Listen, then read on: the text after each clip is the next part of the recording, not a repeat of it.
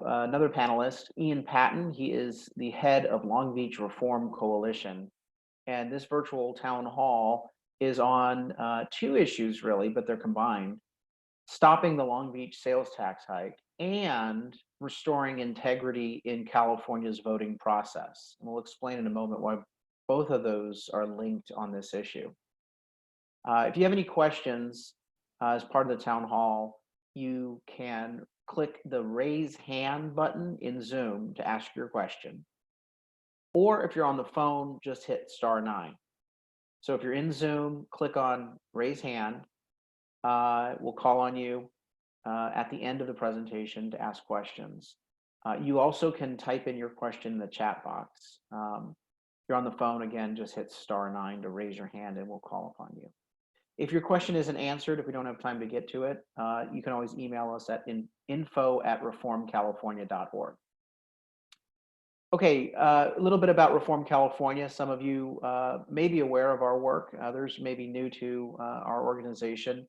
Reform California is a 527 political action committee that opposes tax hikes, exposes government waste, and we support reform-minded candidates, both at the state level and the local level of government, as part of our efforts to hold government accountable. We are not funded by big business or big labor. We are funded exclusively by more than 300,000 grassroots supporters. Gives us independence, and it would also, gives us the ability to fight battles that some politicians and business groups are unwilling to fight because of the political blowback. We've defeated over $3 billion in tax increases since 2004. And last year, we pulled off the successful recall of State Senator Josh Newman, only the 5th successful recall of a state official in 104 years in California. We also sponsored, as you can see from the signs there, the gas tax repeal in 2018 and got that qualified. We are very interested in the effort in Long Beach to stop the sales tax from going forward, the extension from being approved, not only because it will only support wasteful spending, but because it reflects a matter of election integrity. And that's really what I want you all to walk away from today, this town hall, knowing that the legal battle that we're going to talk about against Measure A in Long Beach is not just about defeating that unfair and costly tax hike, although that would be reason enough to do this. This is a battle that will have statewide importance because it is about establishing clear criteria for integrity in California's elections. And we'll talk a little bit more about that in a minute. The tax hike battles are only going to heat up because of COVID-19. For the past several years, frankly, for the past 20 years, politicians have been on a spending spree. And the COVID-19 is just the icing on the cake. We had a fiscal crisis at state and local government before COVID-19. COVID-19 just kind of blew it out in the open. And the response by these liberal politicians, both at a city level in Long Beach as well as statewide, is that they haven't stopped their spending. They're spending more and more and more. They're expecting some sort of fancy bailout from the taxpayers at the federal level. And remember, when they say federal bailouts, that's you and me. It's coming out of the left pocket rather than the right pocket, or vice versa. Someone has to repay all that money that they're asking to get bailed out on. They will also be moving forward on tax and fee increases. Right now, there is a statewide initiative on the November ballot to repeal many parts of Prop 13 from 1978. It would impose a massive property tax increase statewide. But don't forget that you're going to see a lot of other tax increases implemented this year in the name of COVID-19. Probably another temporary tax measure statewide, as well as a number of temporary, so-called temporary tax increases locally. And I would fully expect Long Beach will probably try to do another tax increase and say that it's all COVID related. And if they can't get their tax increases, they're going to try bonds, which is just more borrowing. Long Beach's Measure A is of importance statewide for a number of reasons. First, it extends the massive sales tax hike which is it's holistically unnecessary if you do look at the city's budget and implement common sense fiscal reforms. Right now, the margin stands at just 16 votes out of roughly 100,000 cast. The county put together a new voting system for this election. It's called Voting Solutions for All People, VASP. Well, it has a number of flaws that would really open up the probability of a number of errors. But the program ultimately eliminates the citizens' abilities to ask for a recount, to make sure that we can inspect the ballots and ensure that the ballots were properly cast. Because it does not allow us to do a proper recount, we believe that the Voting Solutions for All People program is not compliant with federal law, the Help America Votes Act, which requires that a paper trail be easily accessible to verify election results. Why is this of statewide importance? Because Gavin Newsom just ordered an all mail-in ballot for the November election, which will make the situation worse. And you're going to have a number of cases like Long Beach statewide if we don't get courts to intervene now to impose reforms and integrity. That's why this is so important. I believe this lawsuit not only has a great shot of knocking out the sales tax extension, but it will also establish strong case law to clean up the election process in California before November's election, which will also have tax increases on it. We sat down with Ian Patton on this, and it was very impressive, the lawsuit concept that he put together.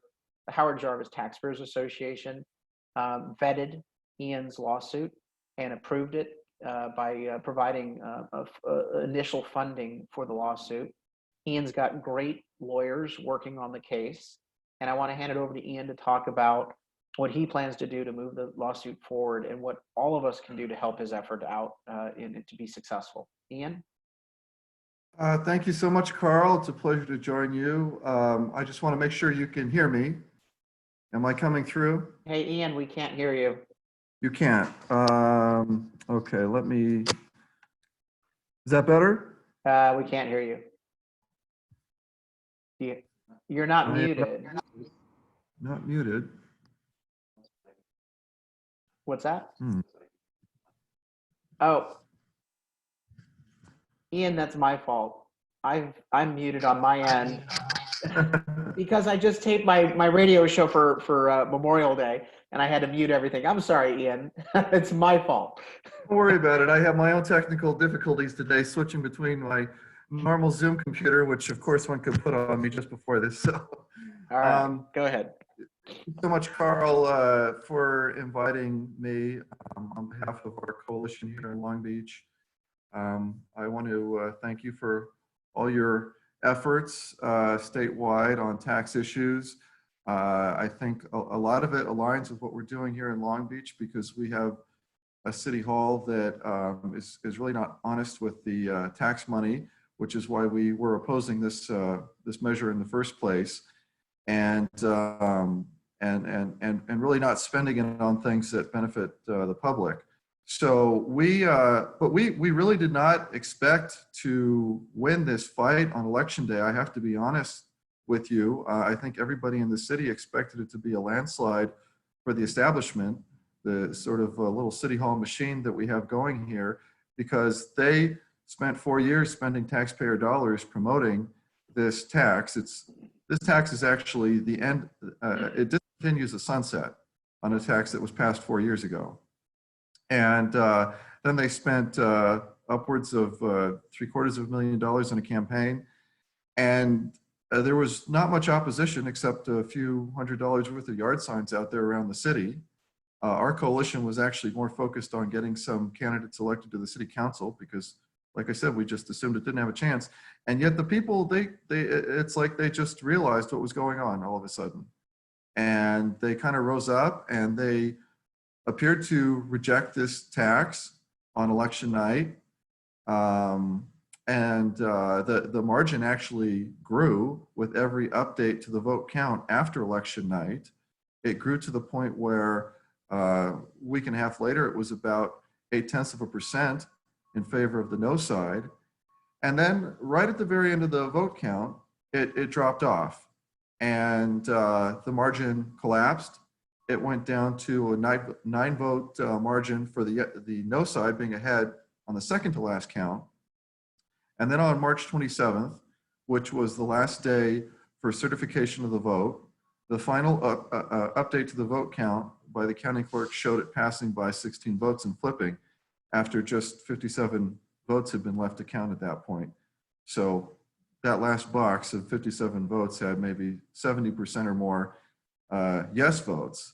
So all of that was very surprising and stunning to people here in Long Beach. And we kind of snapped into action when that happened. And of course, we wanted a recount. We wanted to verify the paper trail on this, a new voting system. Everybody knows what a disaster this system is in LA County, who had to wait in lines to vote at these vote centers, had issues with the technology. So we actually sent a letter to the county clerk, Dean Logan, that night of certification, requesting him to do a recount on his own authority, which exists under the election code. Any election officer, if they want to show the public that everything was perfect, they have the right just to do a recount. Well, he rejected that. He said that his new machine counted things perfectly. He sent us a letter back saying there were, quote, no variances between his machine count and a 1% hand tally audit that was done. And I'll get to that later because that's the basis of our lawsuit. It's really not honest what he told us there. And so he rejected that. So we then took the other opportunity that's afforded us under the election code to have a recount, which is if you as a resident, any resident is willing to put up the cost to the county to do it, you can demand a recount. We put out the word. We weren't sure if we were going to be able to raise tens of thousands of dollars in a few days, but what do you know? The folks in Long Beach were just clearly outraged by this. And I got to tell you, our mailbox was just jammed full of envelopes, people sending in donations, 25 bucks, 50, 100, 500, whatever. And we raised in just a few days as a small, city-based grassroots network, about $40,000. And that should have been more than sufficient to do a recount. In the past, that would have covered you in any recount that was ever conducted in the history of LA County for a city this size. And that was, excuse me, that was in accord with the figures in the county's own published handbook for doing a recount, where they give cost estimates and they let you know ahead of time what you can expect to pay as a daily deposit. That's how it works. Now, so we raised that amount of money. We felt that we were secure. We were going to be able to pull off this recount. And then literally just hours before it is set to start on April 8th, I believe was the day, we are told by the county that, oh, never mind, it's not going to cost tens of thousands of dollars. It's going to cost you hundreds of thousands of dollars. And it's your option if you want to recount, because everything is our option, right? I mean, it was stunning to me. It was stunning to me, and it really looked like a cover-up. But what we wanted to do at that point was give Dean Logan, the county clerk, the opportunity to basically break the law, if that's what he was going to do. And we went in. We paid a few daily deposits. It was really a joke what we witnessed. The county was not ready to do anything. And what it came down to is they were giving us a couple options, supposedly. They're false choices. But the first option was for a real recount, and that's what would cost $250,000. Most of that money is due to, and the county made it clear, their own new voting system. Had nothing to do with the pandemic or social distancing or adjustments due to that. They made it clear that the new voting system means that the 100,000 ballots that were cast here in Long Beach are now mixed up in 5,000 boxes in a warehouse in Downey with millions of other ballots from all around LA County, because anybody can vote anywhere at these vote centers, and they don't bother to sort them out. And they want us to pay for the cost of, it's literally, this is supposed to be a super modern technology. It's a pre-industrial method. It's human beings by hand sifting through boxes and sorting out 100,000 ballots out of millions of LA County ballots. And as we later discovered, the reason they have to do that is not because they never sorted ballots before. In fact, the old system, they had to sort ballots because the vote by mail ballots still came in mixed up. People voted at polling places. Those ballots were pre-sorted by definition, but they had a machine that would actually sort the ballots out. Now, when they designed this new system, VSAP, which they had 10 years to work on, and they spent $300 million on, for some reason, they purposely chose not to include ballot sorting machines in the overall design of the system as a component of the system. Now, why is that important and not just the arcana of voting technology? It's because, as you were saying, Carl, foundational to any new voting technology is supposed to be as a backup, as a fail-safe. You can always go to that paper trail. If the public has any question about what's going on in the computers and the ones and zeros that are counting things up, you always have that paper trail. But if you don't have access to the paper trail, if you can't use the paper trail to do a recount, if it's going to take county workers weeks and on your dime for hundreds of thousands of dollars as the person requesting to do a recount, you effectively don't have a recount and you effectively don't have a paper trail. So that was option one that was presented to us. And option two was, I think, something that they concocted on the fly because option one looked so ridiculous. And option two was that they were going to display scanned images of all the ballots on screens and count them that way. And that's what we gave them the opportunity to do. We later realized that actually is not legal under the election code. We weren't sure if it was going to work or not, but we just wanted to see. So we gave them some deposits, and what we saw was a complete joke. It was not part of the VSAP design. They were literally designing this new counting system right in front of us, charging us to do it, and it was full of glitches. It didn't work. It took forever, and it still would have cost $150,000 to do it that way because it was so slow. And who knows if it would have been accurate or not, because it literally, screens were not synced up. You know, one person who's supposed to verify a vote, they weren't matching. So it was a complete joke. And that's where we left it. We basically ended the recount at that point. We gave Dean Logan the option. we had a check ready and a letter stating, you know, it's really up to you to follow the state law and the election code and to carry out this recount properly. And he rejected that. So we were left no choice to go to court. And with a lot of effort and a lot of support, including, of course, Howard Jarvis and community support in Long Beach, we were able to put the funds together, and we are now moving forward with this lawsuit that we filed. And I could get into a little bit of the details of the basis of the lawsuit if you like, Carl, or take it any direction you like. No, I think that, you know, the summary on the basis of the lawsuit is that the states can design their voting systems with flexibility, but those voting systems have to comply with federal law under a number of statutes, including the Help America Vote Act. And I think that we have a clear violation of federal law under this statute, as well as state law of concept of fundamental fairness, of being able to have access to a recount without the government making it so complicated that they basically deprive you. It's sort of like the best example I can provide, an analogy, is the notion that we're going to allow Black people in the South in 1865 to vote, but we're going to have a really tough test that only they have to take in order to certify that they can vote. You know, the government can say, well, we allow people to vote, but in essence, they create a process that is so complicated as to strip the citizens of their rights.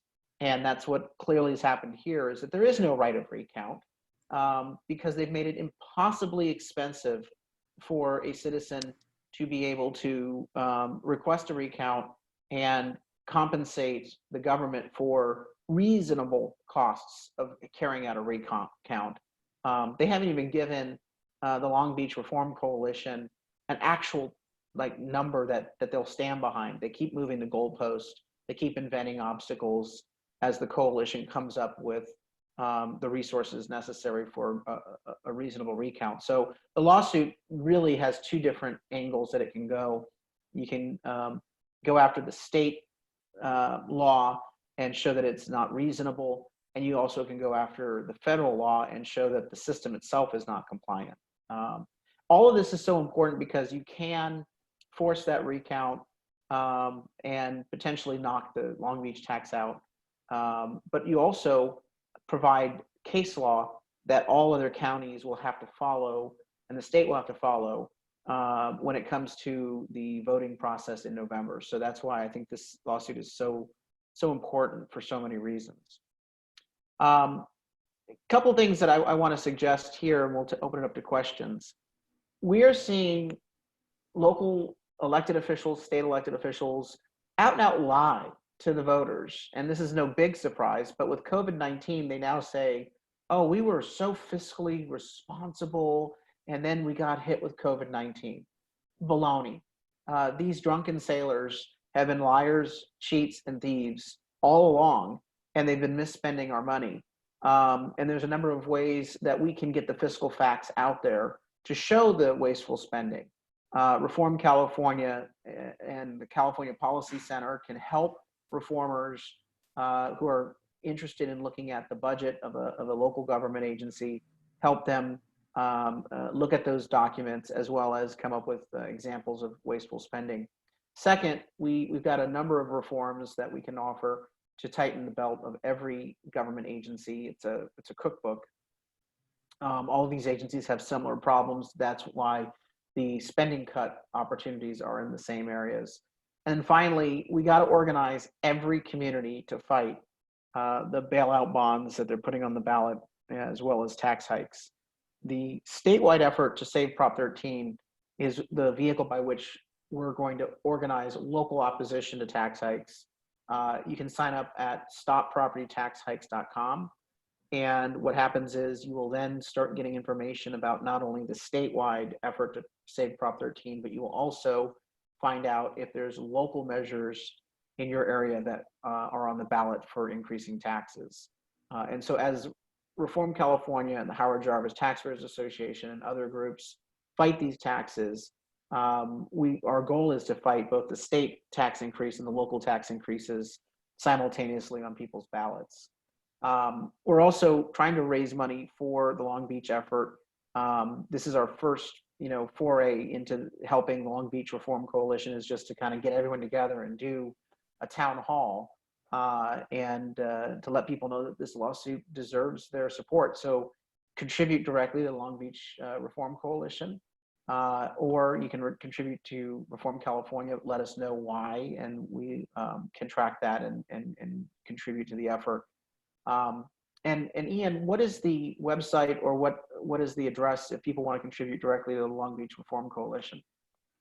It is lbreformcoalition.org. lbreformcoalition.org. So that's the website there. Okay, if you have any questions, feel free to ask them. If you're on the Zoom platform, all you have to do is raise your hand and we'll call on you. If you are on the phone, hit *9. And if we don't get to your question, you can always email us, info@reformcalifornia.org. So with that, let's take our first question. Is it Tom? Tom, go ahead. Trying to unmute Tom. Go ahead and do it.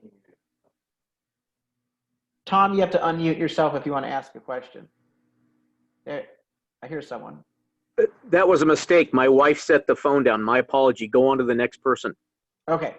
Lori Angel asks, what is the status of the lawsuit? Ian, do you want to talk about that? Yeah, well, it's very preliminary right now because it was just filed. And so the county has 30 days to respond to it, which they have not done yet. They have to file an answer, or I think they can try to do a demur or something like that, but they have to file something within the next, well, within 30 days since we filed it and they were served. We do have a preliminary hearing scheduled in mid-August with the court system. Our attorneys say that because this is related to an election matter, even though it's not technically an election contest, it should be expedited through the court system. So hopefully this should not play out over years. We are in a unique situation with this case, though, in that the Measure A would only go into effect in a couple years, because that's when the sunset was or is to go into effect, and that was being lifted by this measure. So it's not like an election matter where a candidate is just about to take office. So that does give the courts a little bit more time to deal with it, but we're hoping that they put it on a fast track. And we also understand that the discovery part of this is not going to be really intense, so it shouldn't get drawn out too much. It's really a pretty straightforward question. Did the county clerk follow the law? One other aspect of it is that 1% manual tally that all election officials are required to do after the election. He did not do that by precinct. That's required by law. That would have required him to sort all the ballots before he ever got to dealing with a recount. So it's really, I think, straightforward matters of law, and we hope that it will be not a prolonged litigation. Got a question here from Nancy asking about the statewide repeal of Prop 13. Is this the bond we just voted on? No, it's kind of confusing in that the politicians just put Prop 13, not the Prop 13 from 1978. They put a Prop 13 on the ballot in March, and that was a big bond. Fortunately, that failed.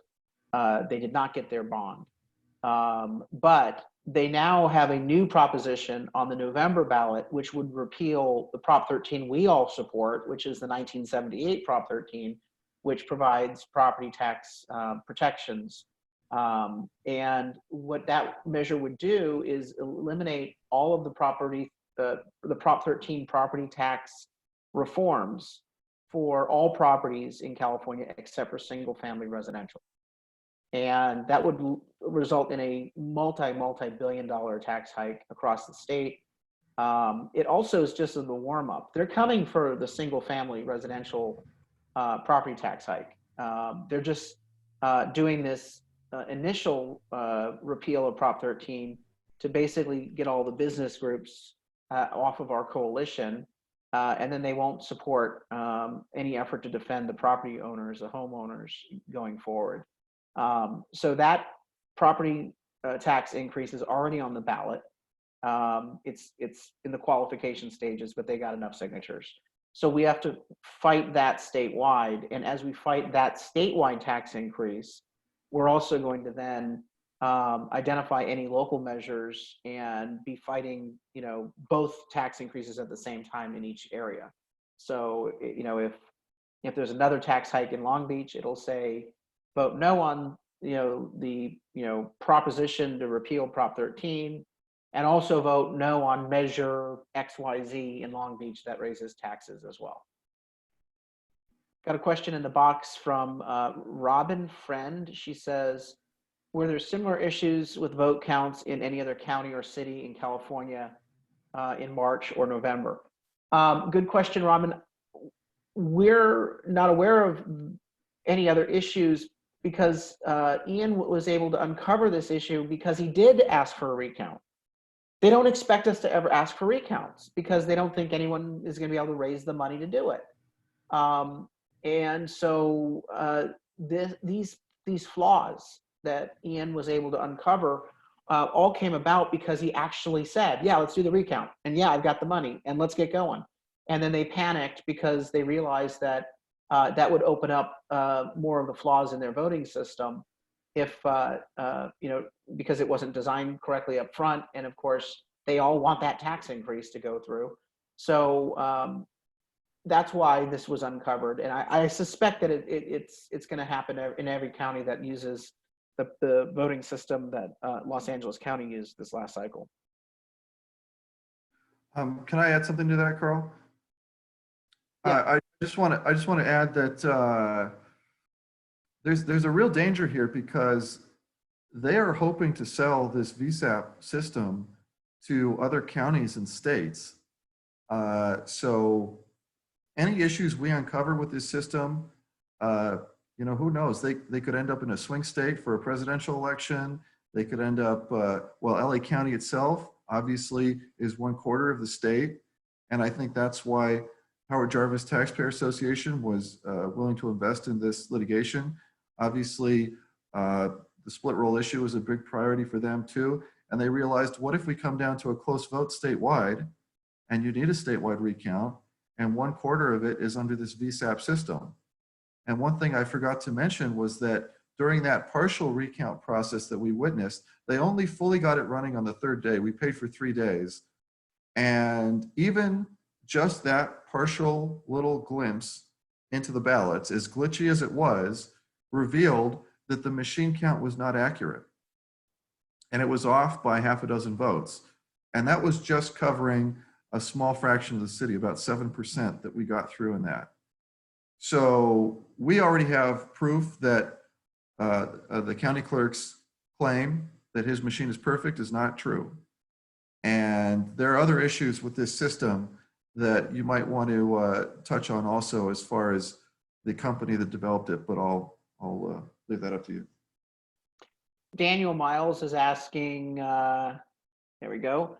With the new vote by mail statewide, how does that impact any recount basis? Oh, Ian just answered. Okay, good. There you go. Any other questions that we can answer? All right, well, I appreciate everyone's time. The most important thing is to continue to fund the litigation that Long Beach Reform Coalition has launched.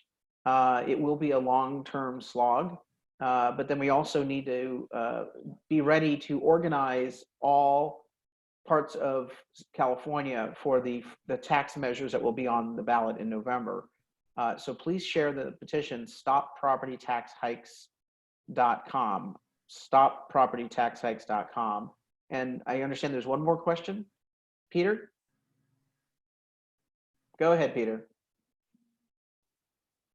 Peter, you have to unmute yourself on your end. Peter Sovich? Yes, hold on. Go ahead. Can you hear him now? Yes, we can. Hear me now? Yes, we Okay. can. Should, heaven forbid, but should this lawsuit fail, legally, can a group like Long Beach Reform Coalition or a group of taxpayers like myself in Long Beach put the Measure A back on the ballot again to vote for the same thing? Yes, you can do that one of two ways. The city council can put a measure on the ballot, and tough love trying to get that done. But you can Good luck with that one. You can collect signatures, placing an initiative on the ballot to repeal the tax.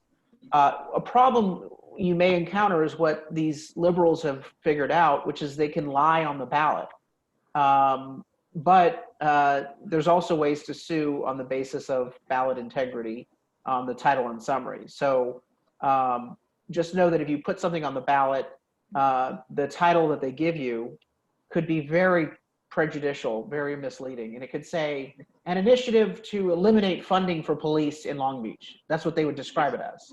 That's what they did to us in Prop 6. Our initiative was simply a gas tax repeal. And they said an initiative to eliminate transportation funds and road repairs. So we have to be very, very careful about how we go forward on these initiatives. But yes, you can put something on the ballot. It would take the collection of signatures. Okay. Oh, can you repeat that website? So I'm going to put it, this is Bianca speaking now. And we're in the Central Valley right now. We're in Devin Nunes territory. But I'm going to post on Long Beach Area Republicans Facebook page that website that you were just telling us. Can you please repeat it? lbreformcoalition.org. And Carl, And the other website for statewide No, is, there was one that you, gotcha, I think since you're in Central Valley, stoppropertytaxhikes.com. That's the website that's statewide. But everybody statewide can sign that, and they would get information on where, because it asks you for your zip code. You'll get updates on any tax increases in your area. So stoppropertytaxhikes.com. Fantastic. Thank you. thank you for all that you do. It's a lot. Thank you. And Vern. I know, All right, with that, we'll wrap up the town hall. Ian, thank you for the work you're doing. This is important statewide, so we're going to do everything we can to support you. And everyone, please do share the information and the websites, lbreformcoalition.org and stoppropertytaxhikes.com. Thank you so much.